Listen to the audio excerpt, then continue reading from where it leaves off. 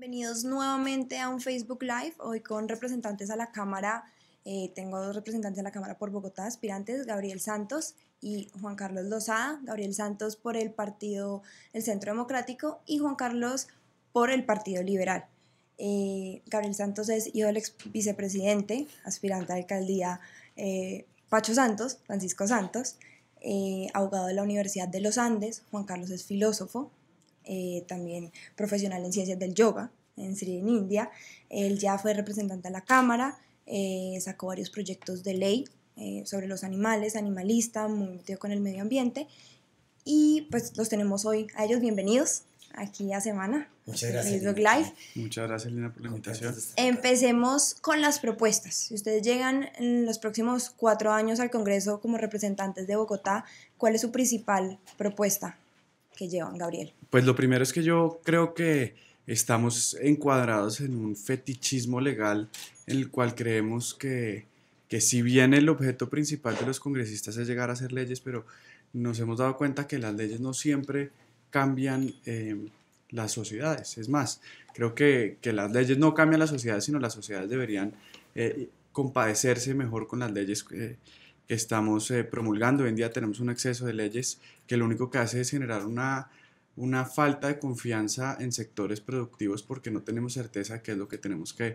aplicar o cómo tenemos que aplicar. Entonces, yo creo que no solo lo podemos mirar desde el punto de vista de las leyes, sino de control político y sobre todo una de las cosas de las cuales venimos hablando, que es un tema de renovación política y de hacer la política de una manera distinta, hacer la política con ideas, sin ofensas, hacer la política con argumentos, con trabajo y digamos un poco volver al deber ser de la política, ¿no? Que yo creo que se ha perdido y a eso obedece la falta de confianza de las personas en las políticas, y creo que en eso los políticos jóvenes tenemos una responsabilidad inmensa. Pero brevemente, propuestas, pues lo primero, en temas de seguridad se ha manejado con mucho populismo. Yo creo que la gente sabe que votar con miedo mueve, y ahorita todo el mundo está pescando en ese río revuelto en materia de seguridad y no se ha manejado de una forma prudente. Entonces, para eso nosotros queremos ayudar a subsanar el déficit de fuerza pública en Bogotá, pasar de los 247 policías por 100.000 habitantes que tenemos a una cifra que nos permita convivir en seguridad. Yo creo que la seguridad es la partera de los demás derechos, y ciudades, por ejemplo, como Bucaramanga, tienen 680 policías por cada 100.000 habitantes, y eso es algo que se le tiene que exigir al gobierno, pero no vamos a cambiar con ninguna ley. Permitirle herramientas a los alcaldes, por ejemplo, como volver a la policía cívica y que ayuden a hacer la primera respuesta en ciertos temas específicos, por ejemplo, y muy vulnerables, por ejemplo, que ayuden a cuidar Transmilenio, colegios y parques que se han convertido en centros de expendio y consumo de drogas de manera indiscriminada, donde la sociedad no puede acceder hoy en día.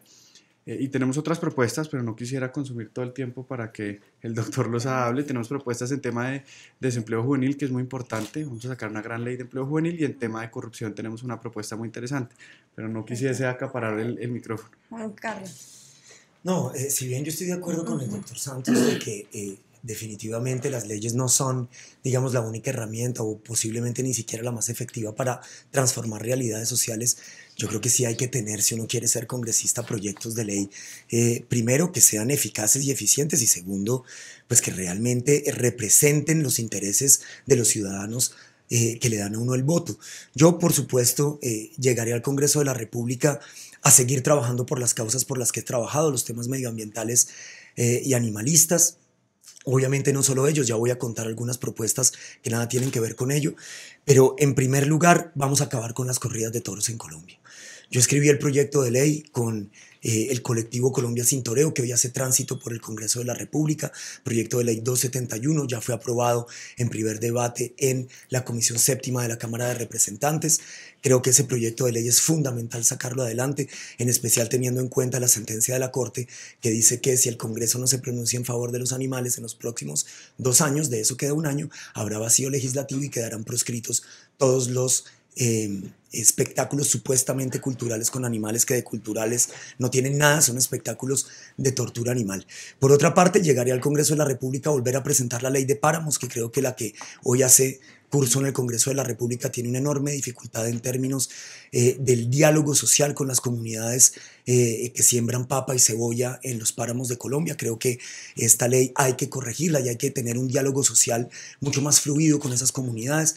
Por otra parte, seguiré promoviendo mi tema de declarar a Colombia un territorio libre de transgénicos. Álvaro Uribe Vélez dejó en el año 2009 entrar a las grandes agroindustrias norteamericanas para que hagan contaminación genética de la semilla nativa en Colombia. Yo seré un defensor de la semilla nativa. Volveré a presentar el proyecto de bolsas plásticas que desgraciadamente el gobierno nacional copió pésimamente mal en la reforma tributaria, cobrando solamente 20 pesos, cuando nuestro proyecto cobraba 300 pesos por bolsa. Salió en el periódico El Tiempo hace una semana que el gobierno nacional recaudó 6.500 millones de pesos vía este tributo. Luego hubiéramos podido triplicar ese tributo y reducir el número de bolsas plásticas neto del consumo del país. Pero por Bogotá, una propuesta fundamental que yo creo que yo ya la hice, ya la presenté en el Congreso de la República. Desgraciadamente, después de mi salida, esa propuesta quedó acéfala, pero creo que hoy empieza a haber un enorme consenso, por lo menos lo veo en los partidos con quien tengo que debatir en esta contienda electoral, y es el tema de la segunda vuelta en la elección del alcalde mayor de Bogotá. Bogotá no puede seguir eligiendo alcaldes minoritarios del 30%. Creo que el costo político para Bogotá ha sido enorme de elegir, digamos, alcaldes que no tienen una gran legitimidad política, sino una muy paupérrima, reducida, limitada legitimidad política, que les ha quitado de hecho gobernabilidad. Tanto Gustavo Petro como Enrique Peñalosa se han elegido con el 30% de los votos. Creo que ya es hora de implantar la segunda vuelta que garantice que el alcalde de Bogotá se elija como mínimo con el 50% más uno de los votos y devolverle la legitimidad al alcalde de Bogotá. Además, eso tiene de bueno que en la segunda vuelta siempre hay que recoger a los perdedores. Luego aquí se podría generar de alguna manera un pacto político, digamos, un pacto no burocrático, un pacto político e ideológico que le dé gobernabilidad a Bogotá y que le permita a la ciudad empezar a construir sobre lo construido y no pasársela en el borrón y cuenta nueva en el que nos han tenido las últimas administraciones. Perfecto. Hablando precisamente de Bogotá, y ustedes, si llegan al Congreso, son representantes de la capital con muchos problemas, con gente de todas las partes de Colombia. ¿Cuál es ese inconveniente o problema más grande que le ven a Bogotá y por el cual ustedes lucharían por mejorar en estos 4 años de Congreso? Mire, lo primero es que también hay que entender cuáles son las funciones del Congreso para saber hasta dónde puede llegar el Congreso de la República para solucionar los problemas de esta ciudad. A mí me gusta también pensar un poco en el tema propositivo y empezar a mirar hacia el futuro de qué es lo que debe ser Bogotá, cuál es la vocación de Bogotá como ciudad. Hoy en día en el mundo ya se está quedando obsoleto el manejo de la noción de ciudades de este tamaño y Bogotá se merece un área metropolitana y se merece, digamos, dejar de vivir de espaldas a la sabana, los municipios de la sabana sur, centro y norte y empezar a fomentar una interacción positiva entre ellos que nos permita crecer de manera conjunta. Por ejemplo, el tema del Transmilenio en Soacha es realmente vergonzoso que privásemos de un municipio que está dividido con Bogotá básicamente por una línea imaginaria, donde no hay una diferenciación entre Bogotá y Soacha y por intereses políticos y divergencias de manejo político nos demoramos en llevar el Transmilenio hasta Soacha más de lo que debió haber sido. Entonces yo creo que Bogotá tiene que crecer en conjunto con la sabana, tener un mecanismo que nos permita tener, por ejemplo, un POT regional. Yo creo que la sabana de Bogotá tiene que ser la despensa del país, tiene que ser la despensa del país y no lo va a hacer en tanto estemos viendo la sabana como un área exclusivamente urbanizable y mientras dejemos el manejo de los POTs locales a alcaldes corruptos como se ha demostrado hoy en día que lo único que quieren es voltear POTs para hacerse billonarios. Entonces, ¿eso cómo lo vamos a hacer? Lo primero es que tenemos que modificar la ley 1625 del 2013, ley de áreas metropolitanas, donde se excluye de manera explícita a Bogotá y se exige que haya una regulación posterior y segundo tenemos que modificar la Constitución.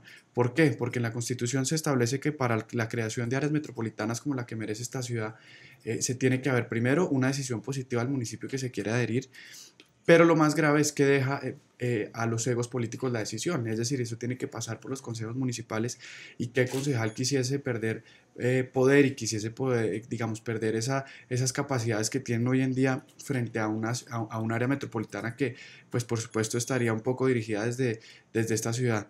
Eso también nos permite a nosotros establecer criterios objetivos para cómo queremos que esta ciudad crezca. Si Bogotá quiere seguir siendo una ciudad de este tipo, si queremos tener industria en la ciudad o afuera. Yo creo que los municipios deberían prestar servicios como educación, salud y vivienda, y que Bogotá sea el área donde vengan a trabajar, pero eso no lo vamos a hacer en tanto no tengamos la infraestructura para que las personas puedan vivir en los municipios aledaños sin tener que demorarse 2 horas en entrar a la ciudad. Y eso nos lo permite, digamos, teniendo criterios objetivos para el desarrollo de las ciudades de una manera conjunta. No puede ser que Chía sea el municipio que más kilómetros tenga en ciclorrutas y otros municipios de la Sabana Centro pues no tengan ni el 10% de lo que tiene Chía. Entonces yo creo que tenemos que generar esos criterios para que la ciudad pueda crecer de manera conjunta, organizada y con un POT regional. Carlos. Pues mire, yo diría que Bogotá tiene, digamos, un gran déficit de participación ciudadana. Creo que no solamente es una demostración en lo electoral que el Congreso de la República, que está por terminar hoy, haya sido elegido solamente con el 32% de los votos de quienes están habilitados para votar en Bogotá. El 68% de los ciudadanos de esta ciudad decidieron quedarse en sus casas para elegir a este Congreso. Cuando hay que salir a elegir al alcalde mayor, a los concejales y a los ediles, se manifiesta un número más importante de ciudadanos, pero creo que el más grave problema de Bogotá hoy es la participación ciudadana, la participación política. Creo que Bogotá tiene un problema de diseño institucional que es muy grave. Yo estoy de acuerdo con que hay que trabajar los temas de la Bogotá metropolitana, pero creo que hay que hacerlo desde lo que ya está construido hoy. Y es recordarle al doctor Santos y por supuesto a todos los que nos ven por este Facebook Live que ya se creó la primera zona especial de planificación regional del país, que fue creada entre Bogotá, Tolima, Cundinamarca, el Meta y Boyacá. Y creo que ese esfuerzo que se hizo durante la administración de Gustavo Petro y de esos gobernadores que plantearon esa zona de planificación especial no se puede dejar de lado. Creo que ese es un esfuerzo enorme hacia el que tenemos que encaminar los esfuerzos, porque hoy Bogotá no parará de crecer, luego hoy será el debate de la metropolización de Bogotá, pero después seguiremos en el debate de cómo Bogotá sigue creciendo hasta estos departamentos y cuáles son sus relaciones económicas con estos departamentos. Luego, creo que el debate ya está planteado desde una perspectiva más amplia y creo que desde esa perspectiva más amplia hay que más bien pasar a los temas particulares. Yo estoy proponiendo una idea que sé que es polémica, pero que creo que es fundamental para Bogotá. Bogotá tiene 20 localidades, muchas de ellas duplican en población a la quinta ciudad más grande de Colombia, que es Bucaramanga. Kennedy, Engativá, Suba, todas superan el 1,5 millones de habitantes. Usaquén, Ciudad Bolívar, Usme, Bosa, San Cristóbal, todas se acercan al 1,000,000 de habitantes. Luego, ¿cómo puede ser que desde 1985 un municipio de categoría 6 en Colombia tenga el derecho de elegir popularmente a su alcalde y las localidades de Bogotá no tengan esa posibilidad? Yo estoy planteando la descentralización más profunda de Bogotá, la elección popular de alcaldes locales. Hemos visto cómo el sistema a través del cual se eligen los alcaldes en Bogotá fracasó. El alcalde Peñalosa le tuvo que pedir la renuncia protocolaria a los 20 alcaldes locales porque la personería de Bogotá dice que solamente entre 6 alcaldías locales ya se habían desaparecido 60.000 millones de pesos en la contratación. Ya hay 15 alcaldes locales investigados de nuevo por temas de contratación, y esto tiene que ver con que ese alcalde se elige de espaldas a la ciudadanía, es decir, se ponen de acuerdo los ediles para conformar una terna y de esa terna escoge uno el alcalde mayor de Bogotá. Esa elección popular. Eso es un doble movimiento de democracia indirecta para escoger a los alcaldes locales. No creo que haya un sistema más transparente en la política para elegir a ningún mandatario que el voto ciudadano, el voto popular. Solamente el 6% de los bogotanos sabe siquiera cómo se llama su alcalde local, la primera autoridad administrativa con la que un ciudadano se tiene que enfrentar cuando tiene un problema en su cuadra, en su barrio. Luego yo creo que manteniendo la inversión que hay hoy en las localidades, es decir, del 10%, aumentándola en los próximos 5 años al 20% de autonomía presupuestal de las localidades, podemos profundizar la descentralización de Bogotá y lograr la elección popular de alcaldes locales. Yo quisiese hacer 2 precisiones. Primero, sobre el tema regional. Hay un proyecto, invito al doctor Lozada a que lo mire, por un proyecto hermoso de Findeter con una fundación que se llama la Fundación Metrópoli en España, sobre precisamente este tipo de desarrollos, sobre los desarrollos suprarregionales, y este se llama, en específico se llama el Diamante Caribe, y es la integración de la costa con los Santanderes en temas de infraestructura, educación, salud. Todo es un proyecto hermoso, pero ese proyecto parte primero es de generar ese consenso regional de la parte más pequeña. Es decir, no podemos pensar en llegar, a mí me parece que hacia allá sí van a llegar los territorios, no las ciudades, sino los territorios, y en eso acierta Juan Carlos, y es que hacia allá está migrando, pero para poder llegar allá lo primero que tenemos que hacer es esta integración regional de la manera más próxima para poder tener y después acercarnos nosotros a los departamentos más cercanos. Creo que el primer paso es justamente, Gabriel, lo que es increíble en Colombia es que la primera zona de planificación especial del país se haya constituido en el centro del país, que parecía ser el más disímil de las regiones, que no haya sido posible hacerlo con la región Caribe o con la región, pero la región Caribe Pacífica. Tiene este proyecto y sin embargo, si nosotros ya tenemos esa RAPE, creo que hay que utilizarla. Lo que pasa es que no ha habido voluntad política, en especial hay que decirlo, de parte del alcalde de Bogotá, para liderar este tema. Sí, el tema de las RAPES tiene que haber voluntad política de los gobernantes para que esto funcione. Luego, eso es lo que hay que exigirle a los gobernadores y al alcalde de Bogotá, que tengan esa voluntad. Yo soy un fiel creyente, digamos, de eso, de la integración regional. Lo que pasa es que creo que en este caso se pasó de lo macro a lo micro. Entonces hay una desconexión entre quién hace qué y cómo se hace qué. En cambio, si nosotros empezamos por primero una vocación de región, ¿qué es lo que vamos a hacer como región? Industria y agro. Eso es lo que creería yo que debe ser esta parte del país, que nos convirtamos realmente, que explotemos nuestras capacidades agrónomas al máximo, que no le demos la espalda al campo.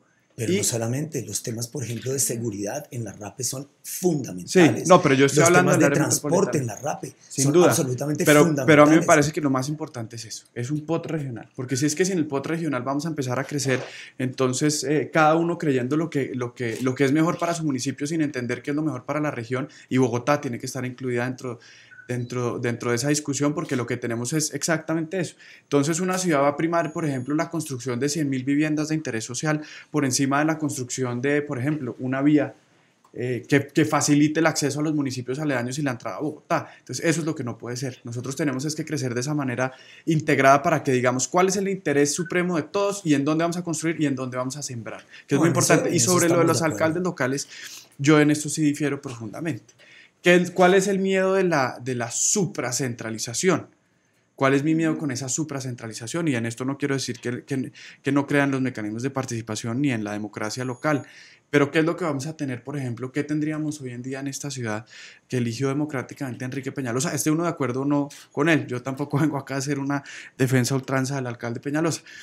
Pero ¿qué tendríamos hoy en día si tendríamos muchas repúblicas? Yo creo que el manejo del presupuesto se vuelve imposible, el manejo de los intereses se vuelve imposible. Entonces yo en esto sí tengo una propuesta con la que difiero abiertamente, y yo creo que deberíamos modificar el Estatuto Orgánico de Bogotá para darles más dientes a las juntas de acción local, pero que los alcaldes locales nos nombre directamente Peñalosa.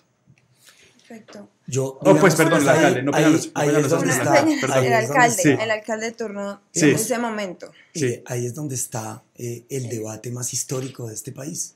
Hay una derecha que toda la vida ha querido mantener el poder centralizado. Eso es lo que quiere el doctor Santos, es centralizar de nuevo todo el poder en el centro, en el Palacio Líbano, mientras que una postura verdaderamente liberal, como además está consignado en la Constitución del 91, es una de las columnas vertebrales de la Constitución liberal de 1991, es la de la descentralización, devolverle el poder a la gente, darle el poder de decisión a las personas. Y fíjense, en Bogotá es que yo no estoy hablando de un municipio de categoría 6, de menos de 100.000 habitantes. Estoy hablando de Kennedy, 1,5 millones de habitantes. Estoy hablando de Engativá, 1.400.000 habitantes. Estoy hablando de Suba, 1.600.000 habitantes. Luego, nosotros lo que estamos haciendo es alejarle la administración pública al ciudadano, no acercándole la administración pública al ciudadano. La elección popular de alcaldes le acerca la administración pública al ciudadano, porque quien quiera ser alcalde de una ciudad como Kennedy va a tener que decir en qué se va a gastar el 1.43% de lo que le corresponde de ese 10% del que tiene autonomía las localidades para gastar, que yo esperaría que se duplicara esa autonomía presupuestal. Y quiero decir lo siguiente, ¿cuáles repúblicas? Es que hoy el sistema que hay no le garantiza de ninguna manera al alcalde mayor que vaya a poder elegir siquiera alcaldes que tengan una mínima compatibilidad ideológica con él, porque son los ediles los que eligen. Y claro, si los ediles mañana eligen, y vuelvo y le digo, el Centro Democrático, que no es de la coalición que eligió a Peñalosa, es de la coalición de gobierno, pero no es de la coalición que eligió a Peñalosa, tiene varios alcaldes locales. El Partido Liberal tiene alcaldes locales, el Partido Liberal no votó por Peñalosa. Sin duda. Y creo que hasta el Partido Verde tiene hoy alcaldes locales. Luego, eso no garantiza que haya una cohesión ideológica. Luego, yo no veo cuál sería el problema en que fuera la gente misma la que decidiera quién es la primera autoridad. Perfecto, para seguir viendo diferencias entre ustedes dos y no nos quedemos en los alcaldes locales, que nos queda poco tiempo, les voy a hacer preguntas cortas sobre cosas que hay en Bogotá. Necesito respuestas cortas también. ¿Sí Listo. o no? ¿Listo? ¿Sí o no? Ajá, sí o no. Entonces, metro elevado. ¿No hay aclaración? No, que tenemos 10 minutos, entonces para que podamos preguntar y la audiencia sepa qué piensan en estos temas, es mejor que sea corto y pronto una frase que lo explique. Metro elevado o subterráneo. El metro que quedó consignado en la ley. Elevado. O sea, elevado. Subterráneo, sin ninguna duda. Derecha, centro o izquierda. Centro derecha. Centro izquierda. Transmilenio por la séptima o no. No. ¿Es una solución quitar el parrillero hombre para la seguridad de Bogotá? Sin duda que no. No. No es una solución. ¿Bajarle el sueldo a los parlamentarios? Sin duda que sí. Yo fui el primero en presentarlo. Perfecto. ¿Sí a la revocatoria de Peñalosa o no? No. No. Bueno, en esto hemos hablado. ¿Segunda vuelta para alcalde? Sin duda que sí. Ahí se anota un gol el doctor Lozada. Yo presenté el proyecto de primero. Perfecto. ¿Técnicos o políticos se necesitan en los gabinetes los ministeriales? Dos. Yo creo que nos hace falta un jalonamiento de los técnicos en Bogotá. Más técnicos que políticos. ¿Urbanizar la reserva Van der Hamen o no? No. No. No, de acuerdo. Describa el Congreso en una frase. Ineficiente. Doctor Lozada. Si tuviera que describir este Congreso en una frase, yo diría que inútil. ¿Inútil? ¿Quién es su mentor, mano derecha o esa persona político que siguen o quisieran parecerse? Yo lo digo sin vergüenza. A mí no me causa vergüenza decir que quiero recoger las banderas de mi padre. Es la persona que me enseñó a hacer política con afecto y con ideas, y a él le debo este sueño en el que estoy. Un político al que yo admire, a mí me encanta Pepe Mujica. Pepe Mujica, perfecto. Pregunta para cada uno. No sé si han visto los que nos están viendo un video que sacó Gabriel Santos hace poco en Instagram, donde dice que no es un delfín sino un bacalao. Bueno, lo pueden ver en sus redes sociales, en Twitter, en Facebook de él está. Un bacalao. Un bacalao. Es un pescado muy feo, ¿no? Eso es exactamente. Por eso, explíquenos. Pues las personas, digamos, siempre me tildan de delfín simplemente por el apellido en el que tengo. Y usualmente sales en las vallas en la calle con tu papá. Pero es que eso no es ser delfín. No sé, pero en todo caso en las vallas de la calle con tu papá. Porque lo decía ahorita, a mí no me avergüenza recoger las banderas de mi papá, en absoluto. Pero la gente cree que uno es, por ejemplo, que por los cargos que han ostentado las personas con quienes tengo un vínculo sanguíneo, a mí se me abren de par en par un acceso, por ejemplo, al poder político. Y en mi experiencia en la campaña es absolutamente lo contrario. Sí, si bien tuve acceso a un partido, la gente, por la simple asociación de apellidos con el presidente de la República, me ha cogido un rechazo impresionante, incluso personas del mismo partido afines a mis ideas. Voy a dejar de llamar a Gabriel el doctor Santos, porque creo que le hace... No le por gusta, favor, ahorita le voy a hacer la corrección. Estaba pensando eso. No, y la gente, no lo vuelvo a hacer. La gente me asocia con el presidente y me ha sido realmente muy difícil siquiera acercar a pasar esa primera puerta a que oiga mis propuestas. Y el final del video es precisamente eso.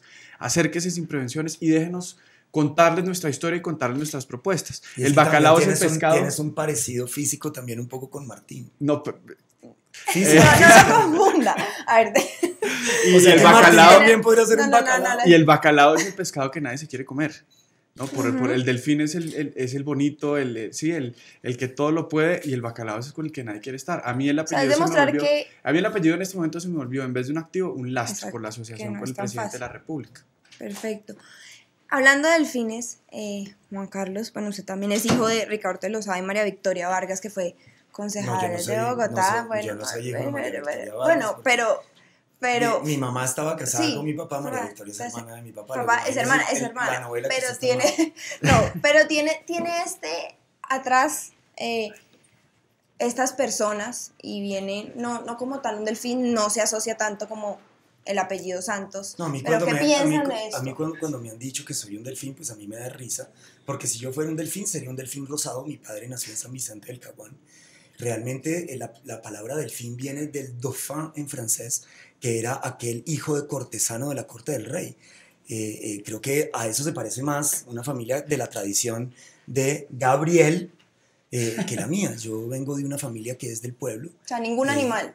Que no, si yo fuera algo sería ballena, porque en esta campaña me he engordado como 5 kilos de tantos almuerzos y desayunos a los que me invitan, y como soy vegetariano solo como harinas. Entonces, si fuera un animal, creo que hoy sería ballena. Por último, Juan Carlos, quería hablar de una propuesta muy interesante que usted tiene, es esa legalización de Uber, y usted dice que con los taxistas, pues dándoles... que pongan de acuerdo, que se pueda por fin engranar esto de los taxistas, el gremio de los taxistas y el Uber. ¿Cómo hacer eso? Porque ya llevamos mucho tiempo intentando, el Uber sigue siendo ilegal, pero la ciudadanía lo sigue usando muchísimo. Pues fíjese, digamos, este proyecto nosotros ya lo presentamos en la Cámara de Representantes con la representante hoy candidata al Senado, Olga Lucía Velázquez, el senador Juan Carlos Restrepo, que ya no va más en la contienda, y el senador Zucardi. Nosotros presentamos un proyecto para que se pueda crear una nueva modalidad de transporte que no existe en Colombia, que es el transporte individual de pasajeros a través de plataforma digital. Creo que es imperativo legalizar Uber en Colombia. Es una locura creer que uno puede detener a la tecnología. Lo que no puede pasar es que eso se haga en condiciones de inequidad y de desigualdad con respecto a quienes prestan el mismo servicio individual de pasajeros. Luego, lo que nosotros estamos es creando la modalidad de transporte para que el Ministerio de Transporte tenga que regular esa modalidad, y por supuesto que lo que tendrá que hacer dentro de los criterios de igualdad y de equidad, es decir, o le pone a Uber las mismas condiciones que tienen los taxistas, o va a tener que equipararlos por lo bajo, es decir, quitarle algunas de las requerimientos que tienen los taxistas, pero en definitiva tiene que darle una solución. Luego es fundamental legalizar Uber, pero en condiciones de equidad. Eso es lo que antes de terminar, a mí sí me gustaría hacer, yo también vengo estudiando este tema mucho, y tenemos un proyecto que queremos presentar también en este sentido, pero es un poco más a profundidad, de no dejarle a un político que decida cómo se deben equiparar estos medios de transporte, sino hacerlo en conjunto con los taxistas y los Uber. Tiene razón, no se puede. Lo que está pidiendo las plataformas tecnológicas de transporte es regularlas. Es decir, ellas quieren que las regulen, están dispuestas a pagar impuestos, a que las transacciones se hagan por el sistema financiero colombiano, y en ese orden de ideas nos va a permitir a nosotros, uno, aumentar el recaudo, permitir un servicio seguro y eficiente de transporte, y sobre todo darle la elección al ciudadano, que sea el ciudadano. Me parece rarísimo el argumento de Gabriel, que es candidato a la Cámara de Representantes, termino 2 segundos. Decir... no hay que dejarle las decisiones a las manos a los políticos. Es que los políticos somos las voces de estas personas, y eso es lo que tiene que hacer una representación de unos gremios. Entonces claro que va a estar en las manos de los políticos. Llevo sentándome mucho tiempo con estas personas, porque hoy en día tenemos una concentración altísima del mercado de los taxis, de los cupos de los taxis, y eso es algo que se tiene que acabar, porque hoy en día los taxistas se convirtieron en esclavos de los dueños de los cupos, que eso no puede ser, y tenemos el 75% del mercado concentrado en 4 familias, y eso, digamos, a todas luces no se permitiría ningún otro negocio. Se permiten esto, es una vergüenza, y tenemos que acabar con eso. Permitirle una salida digna al taxista, y eso como se ha hecho en otros países. Por ejemplo, en países como Australia se les protegió un mercado al taxista, que era el mercado del aeropuerto. Uber estuvo de acuerdo y protegieron ese mercado para que no pudieran llegar allá. Otras soluciones, el DF, por ejemplo, puso una tarifa dentro de la cual de las aplicaciones de transporte que se iban para un fondo municipal. Para lo que yo quiero hacer es hacer una subasta inversa para la adquisición de los cupos de los taxis, y una vez se acaben de regular taxis y regular Uber, para que puedan competir en sanas condiciones. Es exactamente lo que acabo de decir. Y que sea la persona la que tenga la decisión del mercado. En eso podremos estar de acuerdo. Eso creo que no es una competencia, sino tenemos que trabajar por las personas que más lo necesitan. Una cosa solamente. y es: este tipo tiene que llegar a la Cámara de Representantes. Y este tipo tiene que llegar a la Cámara de Representantes. Tenemos ideologías diferentes, pero es un tipo honesto, decente, que tiene buenas ideas. Y con este tipo hemos compartido causas brutales: la paz, los jóvenes, los animales. Si estos dos llegan y yo llego, la rompemos. Moñona. Bueno, aquí es Diego Cancino, él es representante por Cundinamarca, Partido queremos, Verde, Diego, pues apenas pudo llegar ahorita, ya cerramos. Quiero que los dos en 30 segundos me digan por qué el 11 de marzo los colombianos tienen que votar a la Cámara de Representantes por ustedes. Bueno, pues yo tengo el número 101 del Partido Liberal Colombiano, soy la cabeza de lista del partido, fui considerado el mejor representante de la Cámara del país en el año 2015, logré sacar 6 leyes de la República adelante en un muy corto tiempo, 7 debates de control político, pero además tengo propuestas que siguen siendo verdaderamente liberales, que representan a un partido que se había derechizado, pero que hoy quiere renovarse a través de figuras nuevas, de caras nuevas, sobre todo de ideas nuevas y de ideología verdaderamente de centroizquierda liberal, que yo creo que es lo que este país está necesitando. ¿Número? 101 del Partido Liberal a la Cámara de Representantes por Bogotá. Yo soy Gabriel Santos, el número 104 por el Centro Democrático, y yo creo que lo más importante en este momento es elegir políticos que le duelan a esta ciudad. Esta ciudad no ha tenido un político que pase de la política reaccionaria a la política de prevención, que esté metido en los grandes problemas antes de que se conviertan en esas grandes granadas que los políticos no han sabido cómo solucionar. Tenemos problemas de empleo juvenil, tenemos un problema de que los políticos llegan es muy tarde a los escándalos de corrupción, y eso es porque no les duele esta ciudad. Mi compromiso es estar metido en los temas de corrupción desde el día 1, vigilando las licitaciones y no llegar tarde, que ustedes no me van en los noticieros pescando votos cuando ya la plática se les perdió, sino al principio, cuando todavía podemos solucionar los problemas. Necesitamos políticos que les duela esta ciudad, que se preocupen por esta ciudad, y no los tenemos. Los invito a que el 11 de marzo voten por el Centro Democrático 104 y que nos ayuden a renovar el Congreso, a llevar ideas jóvenes al Congreso y personas que les duela esta ciudad. Muchas gracias. Perfecto, muchísimas gracias a los dos y a los que nos están viendo. La próxima semana venimos con otras personas que quieren representar a Bogotá en el Congreso. Gracias.